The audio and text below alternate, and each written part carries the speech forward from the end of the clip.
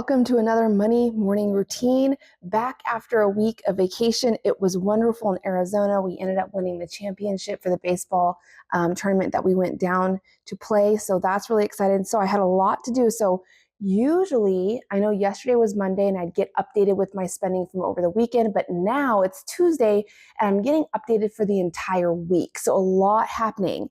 So right now I was just going to get updated. I got my checking account, everything that came out from there written down on my expense tracker. I'm just going through and writing or highlighting all of my expenses.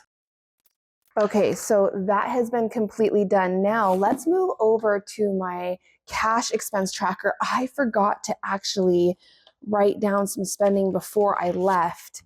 Now, this is from my food envelope. You can see I have $598 from food. I went and did some shopping before I left. Yes, I did, from Fred Meyer. So what I did notice was I do have some $5 bills, which is great for my $5 challenge, but let's count how much money I have. So 101, 1013, Fred Meyer, which means I spent $497 at Fred Meyer. All right, so that's been done. So let's go ahead and write down on my cash expense tracker here, 1013. And we still have some of that food here, so that's why I'm not going to be going grocery shopping this week. So $497. So that should last us about 2 weeks worth of food. Before we left, so on my cash expense tracker, you may have noticed a hay purchase for $100. Before we left, we bought quite a bit of bales of hay, alfalfa for the goats. I had to stock up. That was the first time since we got the goats that I had to actually go out and buy hay for them. So what I decided to do, and I had to take it because I wasn't expecting it, I took it from my pets for $50 there, and I took it from my household from there because they need cash in order. I pay the place that we go get it from in cash.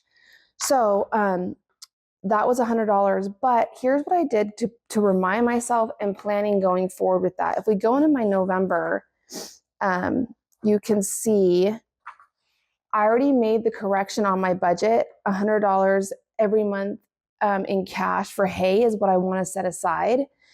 And so for October, or for December, I haven't done that budget yet. And so write down here in my notes, just a reminder to do this one going forward. I need $100 in cash to pull out and save for every month for that hay purchase, just because they eat a lot more during the winter to stay warm. So we're going to be spending more. That's why I have it written down now as a sinking fund. So that's taken care of. Let's go ahead. I'm going to pull out that $5 bill. This $5 bill here, I'm going to set it aside in my $5 challenge jar. So let's go ahead and get that written down. So today is 10/22, $5 challenge. It's a savings for $5. Okay, so that's been done. So I'll put this in my $5 challenge jar. And we will highlight this for savings. Okay, that next thing I really wanted to do here is because so much came out while I was away. Remember, anytime a bill comes out, I like to write it down here on my budget so I can keep track of what still has to come out.